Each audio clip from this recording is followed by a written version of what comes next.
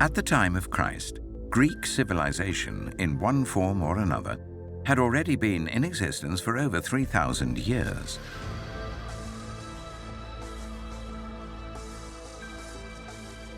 We don't immediately think of Greece in the context of the Bible. But of course, it was in existence all the time, and there are many connections, especially with the New Testament. It's these we're going to explore in these programs. Welcome to Ancient Bible Destinations. I'm David Suchet.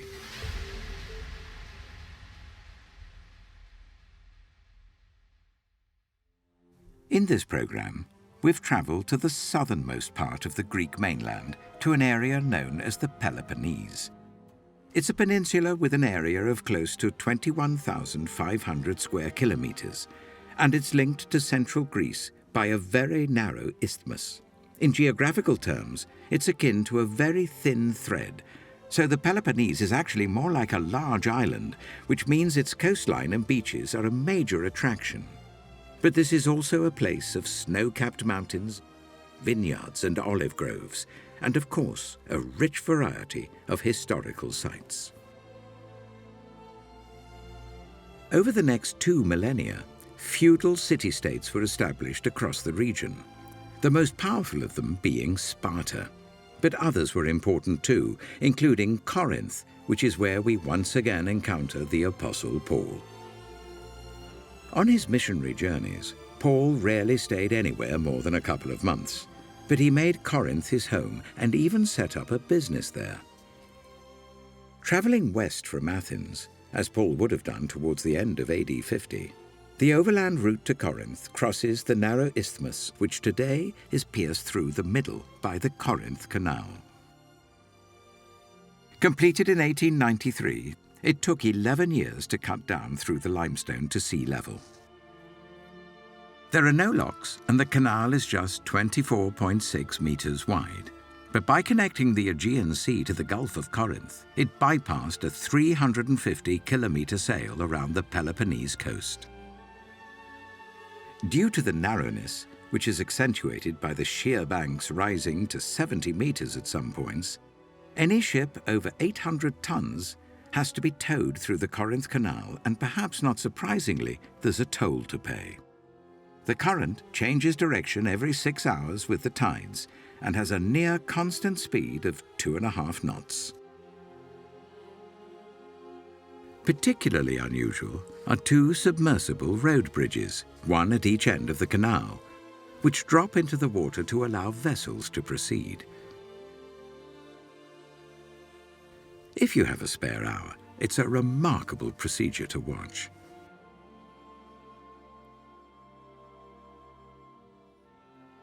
When Paul arrived in Corinth, the Peloponnese was under the control of the Romans, who had captured the entire peninsula by 146 BC. The city's location at the end of this narrow strip had both strategic and commercial importance. Most of the ancient Hellenistic city was destroyed by the Romans as they invaded. But in 44 BC, Julius Caesar re-established Corinth as a major settlement.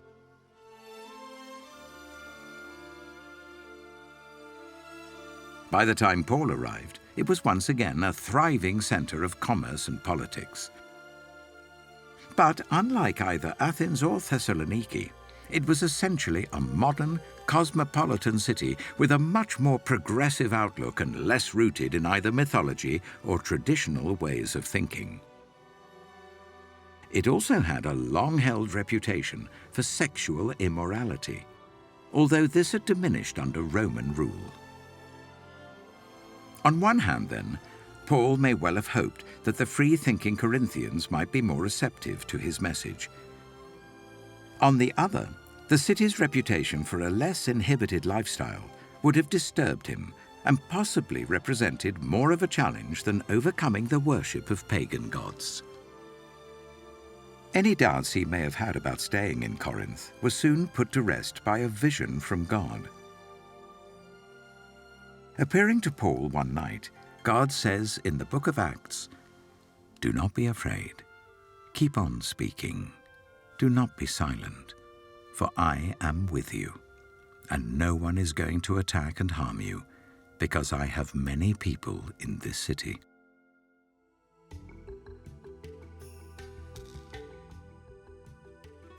Any view of ancient Corinth is dominated by the Acrocorinth, a substantial rocky outcrop on top of which was built the archaic period Acropolis, including a temple to Aphrodite, the goddess of love and beauty.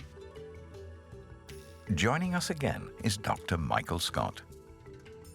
Acrocorinth, one of the most dominating landscapes in central Greece. The mountaintop overlooking the isthmus, the joining corridor between mainland Greece and the Peloponnese.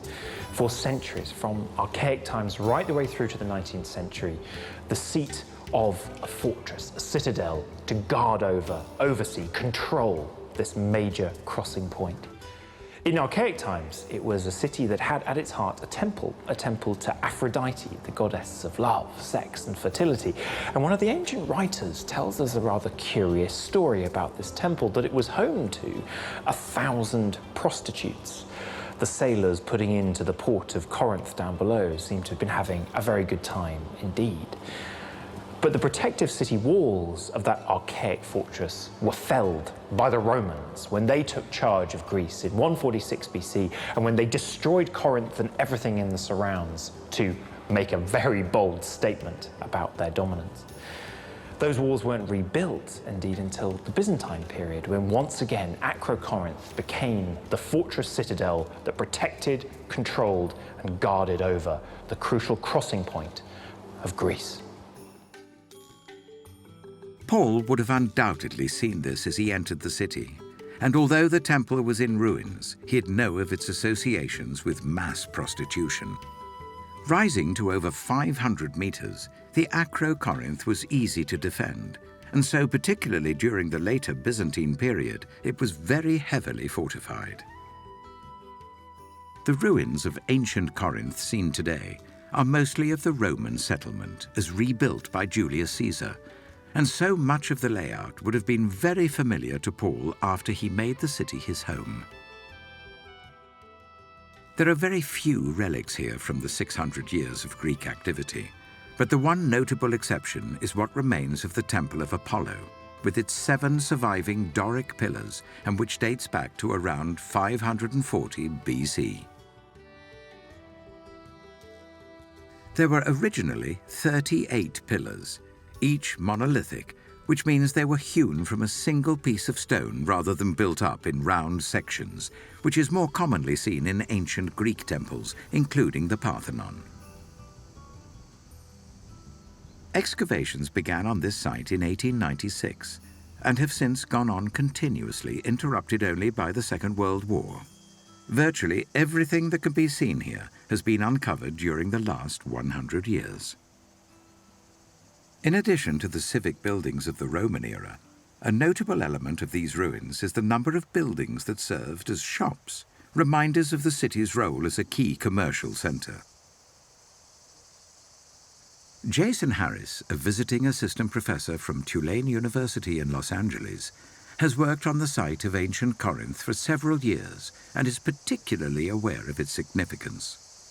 I've had the privilege of working for several years here at the excavations in the museum and seeing really firsthand the wonders and the amazing sort of process it is to discover all of these finds, whether they're the temples, whether they're coins, pottery, all sorts of various finds here. So it's really also interesting at these sites like Corinth, Olympia, the Acropolis in Athens to understand the modern history of the excavations, how they played into the modern Greek state, and also how cultural heritage really plays a role in creating a relationship between the past and the present. Alongside the old road to Corinth's western side harbour at Lechion is what was once an arcade of shops, and these provide a very good idea of how small retail operations would have looked like when Paul started plying his trade here. The Book of Acts says he met a couple called Aquila and Priscilla, who along with the entire Jewish population of Rome had been expelled by the Emperor Claudius.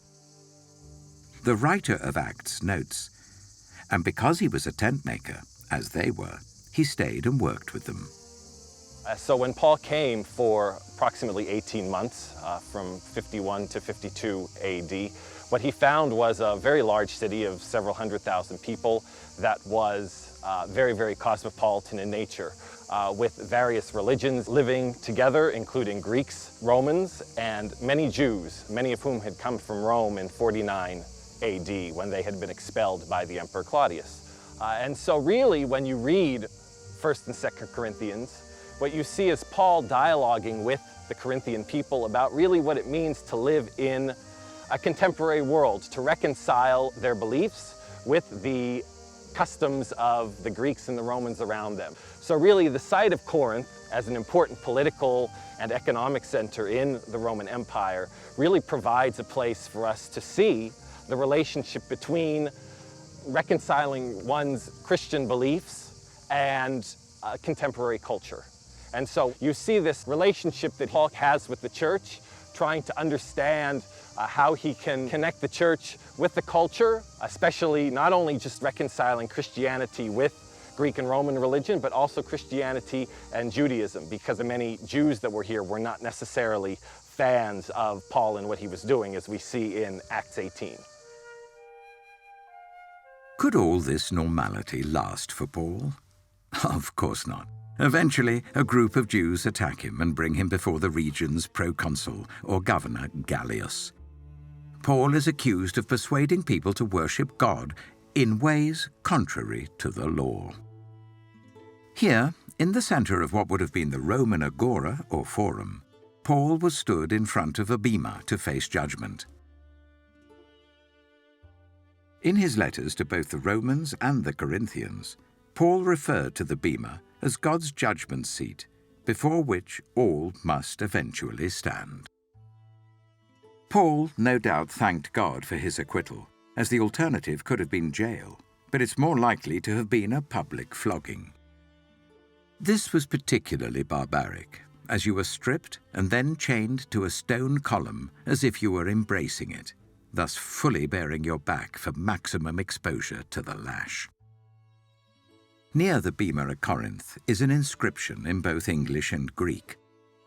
"For this slight momentary affliction is preparing for us an eternal weight of glory beyond all comparison." Providing a very tangible link with the New Testament is a small slab of stone bearing an inscription. It's part of a pavement, and the inscription commemorates the person who paid to have it laid, a wealthy politician called Erastus. Once you've absorbed the big picture at Corinth, the fascinating archaeological museum on the site fills in many of the smaller details. Built in the early 1930s, it houses an extensive collection of finds from the many decades of excavations, including household items and artworks from vases to figurines, many of them distinctly Corinthian in character and style.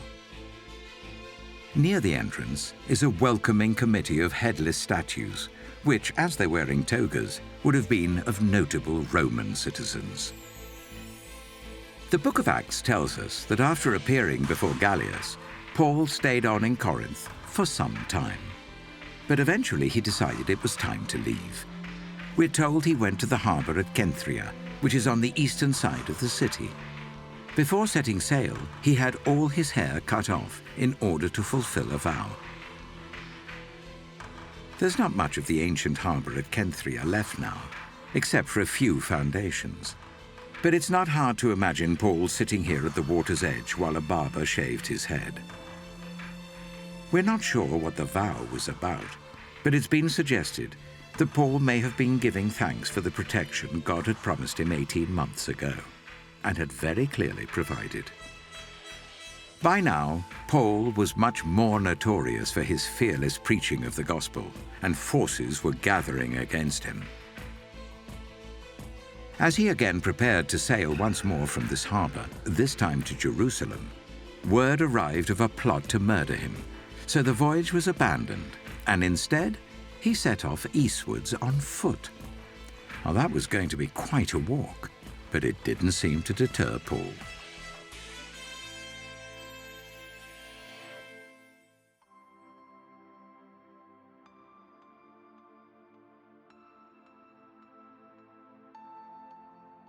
Undoubtedly, one of the most famous locations on the Peloponnese is here at ancient Olympia, the location of the original Olympic Games. These games were staged every 4 years, from 776 BC to AD 394.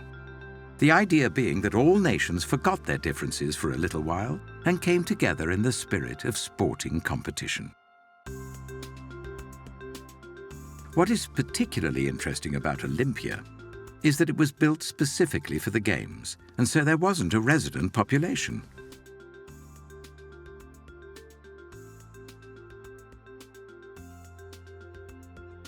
Olympia is best known as the home of the Olympic Games, those centres of incredible competition, sweat, blood, tears that went every 4 years from 776 BC, the first ever Olympic Games, and which continue all the way through to today. But that kind of competition was not actually the only kind of competition going on at Olympia. Olympia was a sanctuary to the god Zeus, king of the gods, and as a result was a very valuable piece of property, of real estate. And different Greek cities fought one another to have control of the sanctuary. When it was excavated, there are literally black layers of ash, which are moments when another city has got control of it, burn everything to the ground, and just started again building. This is a place that had competition in its essence, in its lifeblood.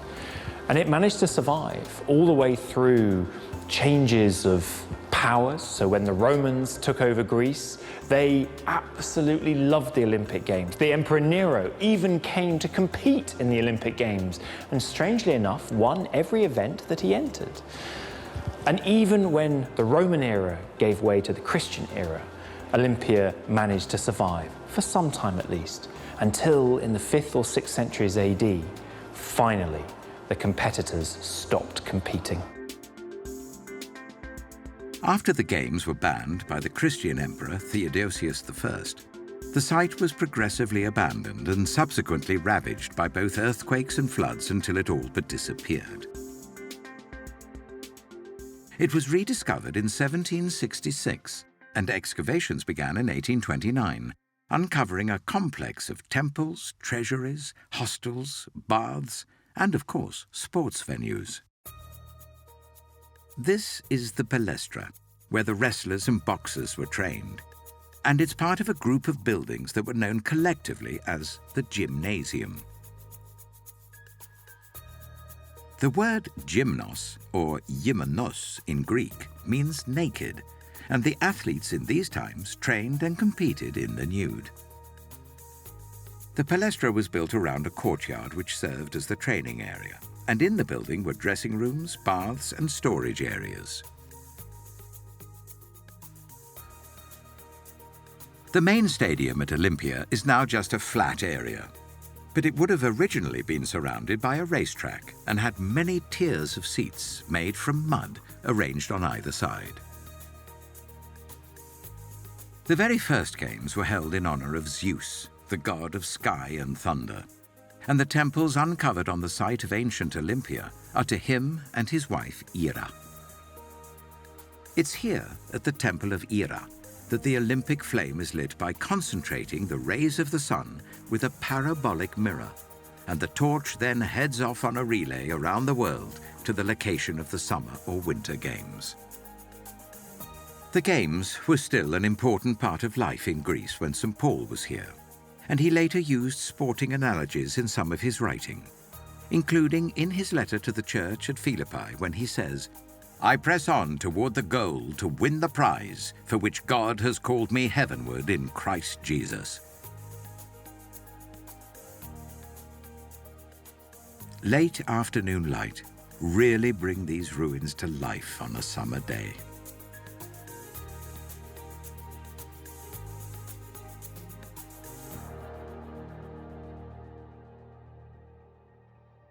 A little further down the west coast of the Peloponnese is the small town of Pylos, often described in the guidebooks as the most picturesque on the peninsula. This is quite an accolade, as this part of the peninsula has more than its fair share of beautiful seaside towns, but Pylos is indeed a gem among them. While it dates back to Mycenaean times, Pylos is more famous for an episode from more recent history.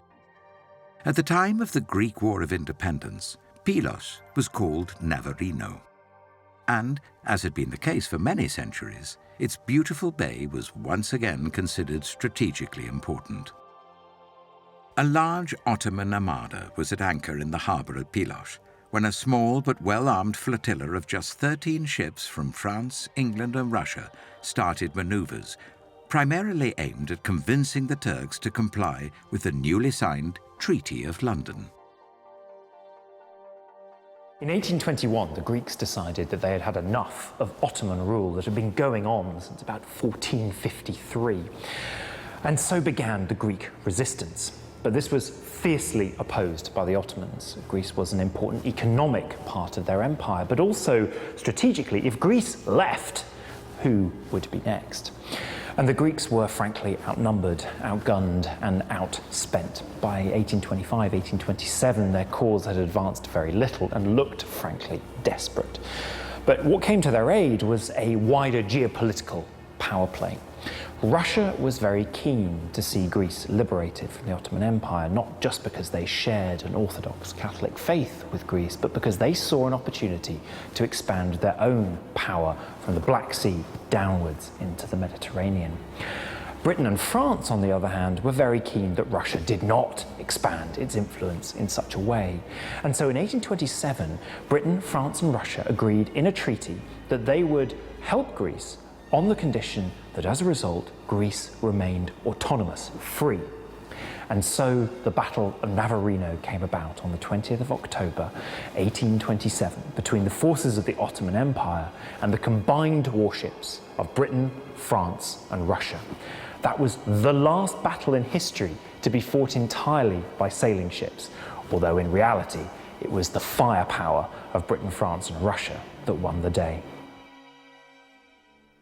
It's said that the bay turned red.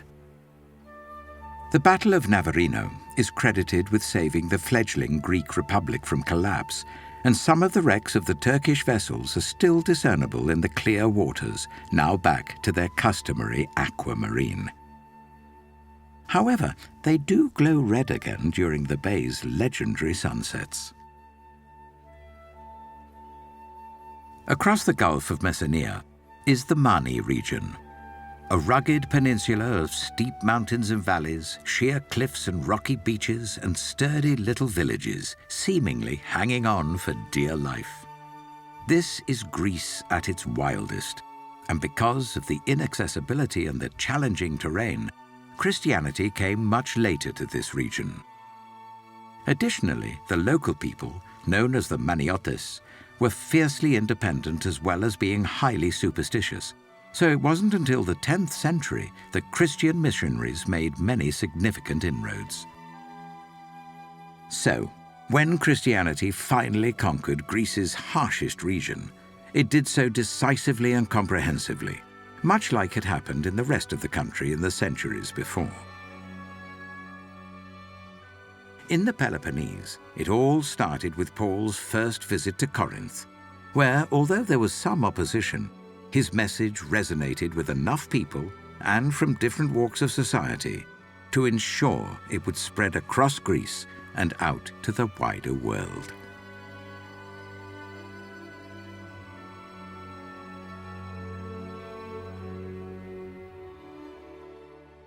Leaving the southern end of the Peloponnese, we head back to Athens, so we can sail from the port of Piraeus south into the Aegean Sea, heading for the glorious Greek islands with their evocative palettes of blue and white and reputation for thoroughly enthralling visitors. Passing through the magnificent Cycladic islands, it would be tempting to stop, but our destination is the farthest group called the Dodecanese. These islands are closer to the Turkey's western coastline than they are to the Greek mainland. The largest in the group is Rhodes, a distillation of all Greece's many attractions into one highly concentrated experience. But we are also interested in Patmos, which has a very special association with the Bible. In the next Ancient Bible Destinations, we'll be travelling further south to visit the famous Greek islands that made up the Dedekanese group. And here, apart from some of the most spectacular scenery on the planet, we'll encounter St. John, the last of the 12 disciples still alive, in exile and writing the most controversial book of the New Testament.